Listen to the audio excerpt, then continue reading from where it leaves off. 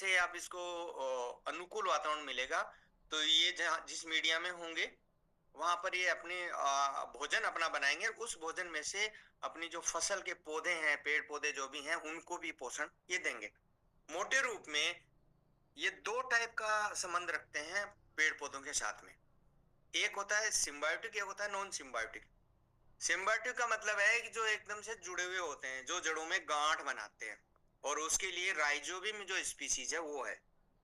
उसके अलावा जितने भी बायो फर्टिलाइजर हैं, पीएसबी है, जिंक सोल्यूबलाइजिंग बैक्टीरिया है, फास्फोरस सोल्यूबलाइजिंग बैक्टीरिया है, जिंक और पोटास मोबिलाइजिंग बैक्टीरिया है, ये क्या करते हैं, गांठ नहीं बनाते, ये वातावरण उसमें मिट्टी में रह के और ये उपलब्धता बढ़ाते हैं इन पोषक तत्वों की। अब कौन कौन से हैं? राइजोबियम है जो गांठ बनाता है दलहनी फसलों के लिए स्पेशली, और हर फसल के लिए अलग अलग स्पीसीज है इसकी। मूंग के लिए लगाएंगे अलग होगा, चने के लिए लगाएंगे अलग होगा, मटर के लिए लगाएंगे अलग होगा, और इतने ऐसे मार्केट में बहुत ही रेयर है, मिलते हैं। अब इसके बाद में जो कि नॉन सिम्बायोटिक है, मतलब मिट्टी में रह के और जड़ों के जड़ क्षेत्र में रहेंगे और उपलब्ध करवाएं नाइट्रोजन, उसमें आ जाता है एजोटोबैक्टर है, एसिटोबैक्टर है, अजोस्पिरिलम है। अब इनके ये गांठ नहीं बनाएंगे जब आप खेत की मिट्टी में इसको किसी भी तरीके से आप उपयोग करेंगे। उसके बाद में आता है फास्फोरस के लिए, जिसको पीएसबी बोलते हैं, फॉस्फेट घोलक सोल्यूबलाइजिंग बैक्टीरिया है। ये सिर्फ फास्फोरस की उपलब्धता बढ़ाएगा। इसके बाद में पोटास का है, वो पोटास की उपलब्धता बढ़ाएगा। जिंक का जिंक की उपलब्धता बढ़ाएगा। यहाँ एक यूनिक डिफरेंस है इनमें। जैसे पहले की पाठशाला में मैं याद मेरे जहां तक आ रहा है, शायद राजस्थान में किसी सेंटर से क्वेश्चन आया था कि पोटास की उपलब्धता कैसे बढ़ाता है, जीवाणु खाद फिक्स कैसे करता है। तो यहाँ देखिए, जो नाइट्रोजन की उपलब्धता बढ़ाने वाले जो बायो फर्टिलाइजर हैं, वो क्या करते हैं, वातावरण से नाइट्रोजन इकट्ठी करते हैं अपने खाने के लिए, और वही पौधों को उपलब्ध होती है। मेजर डिफरेंस है ये। उसके अलावा जो एनपीके कंसोर्टिया में अपने पास में है, या अपन एनपीके कंसोर्टिया में तीन टाइप के हैं, नाइट्रोजन वाले भी बैक्टीरिया हैं, फास्फोरस वाले भी हैं, और पोटास वाले भी हैं। अब दूसरी जो टाइप आती है, पहले नाइट्रोजन वाली आ गई, जो वातावरण से नाइट्रोजन लेते हैं अपने लिए और पौधों को भी उपलब्ध करवाते हैं। दूसरे आगे फास्फोरस वाले, तीसरे हैं पोटास के, और चौथे हैं जिंक के। इन तीनों को मैं एक साथ यूज समझाने की कोशिश करूंगा।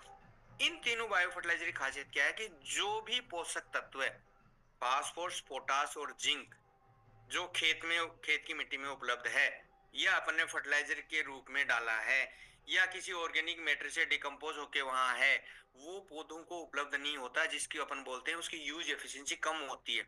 जैसे 100 केजी डाला तो उसकी फास्फोरस की बात करते हैं तो 15 से लेकर 18 किलो ही उसका उपयोग होता है, बाकी मिट्टी में ऐसी अवस्था में चला जाता है जहां से वो पौधा नहीं ले सकता। जैसे आपने देखा होगा, जब चाशनी वाली मिठाई होती है जैसे, और उसमें चाशनी को थोड़े दिन रखे रहते हैं ना, तो उसमें दाने दाने से बन जाते हैं, चीनी रूप में वो बनना शुरू हो जाती है।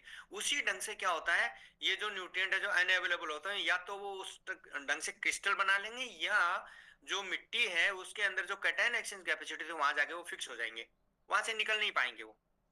तो उस अवस्था में क्या करते हैं, ये तीनों जो जीवाणु खाद है अपनी, फास्फोरस की, पोटास की और जिंक वाली, ये वहां पर जो पोषक तत्व है उसको उपलब्ध फॉर्म में ले आते हैं। ये या तो उसका मोबिलाइजेशन कर देते हैं या उसका सोल्यूबलाइजेशन कर देते हैं। जैसे फास्फोरस के केस में सोल्यूबलाइज करते हैं, वो जो फिक्स होता है उसको सॉल्यूशन में ले आते हैं। पोटास के केस में ये क्या करते हैं, जो ये जो बैक्टीरिया हैं, ये जब खाना बनाते हैं तो एक ऑर्गेनिक एसिड प्रोड्यूस करते हैं, और पौधे की जड़ें हैं वो भी ऑर्गेनिक एसिड प्रोड्यूस करती हैं। तो जहां वो पोटास चिपका हुआ था वहां से वो एक्सचेंज करते हैं, उसकी जगह दूसरा वो न्यूट्रिएंट चला जाएगा और पोटास वहां से रिलीज हो जाएगा। ऐसे जिंक काम करता है, जिंक के बैक्टीरिया काम करते हैं। तो ये जो तीनों पोषक ये बायो फर्टिलाइजर हैं, फास्फोरस के लिए, पोटास के लिए और जिंक के लिए, ये वातावरण से कुछ नहीं करते हैं। इनको ऐसे समझिए कि मिट्टी में जो ये पोषक तत्व तीनों पड़े हैं, इनकी उपलब्धता बढ़ाते हैं ये, सिंपल। अब अपन बात करते हैं कि ये तो हुई अपनी टाइप। अब बात ये करते हैं, इसमें काफी कुछ आपके समझ में आ गया कि इनकी जरूरत क्यों पड़ रही है भाई। सिंपल उदाहरण आपको देता हूं, जब अपन कभी बीमार पड़ जाते हैं तो डॉक्टर देता है दवाई अपने को ठीक करने के लिए, और उसमें एक होता है एंटीबायोटिक। एंटीबायोटिक क्या होता है, जो भी माइक्रोब्स अपने डाइजेशन सिस्टम में है ना, उनको खत्म करता है, प्लस जो शरीर की खुद की बीमारी से लड़ने की ताकत है वो कमजोर हो जाती है, तो उसकी जगह वो काम करता है। कैसे करेगा? जाखड़ की जगह काम करने के लिए दूसरा आ गया, शिवशंकर खंडेलवाल आ गया, क्योंकि जाखड़ काम नहीं कर पा रहा है तो उसकी जगह शिवशंकर खंडेलवाल को बगल में खड़ा कर दिया कि भैया तू हेल्प कर, तू भी काम कर इसके लिए।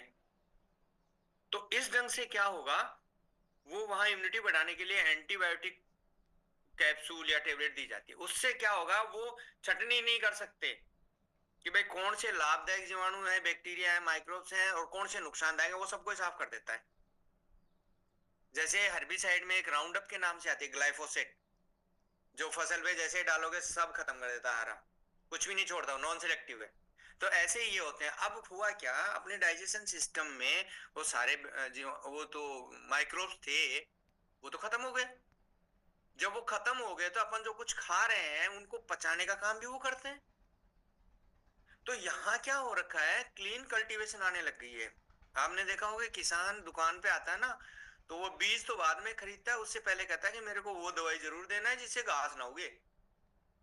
मतलब वो पूरा कंट्रोल करना चाहता है। अब घास फूस जो भी होगा खेत में, वो उन जीवाणु के लिए उनका भोजन है।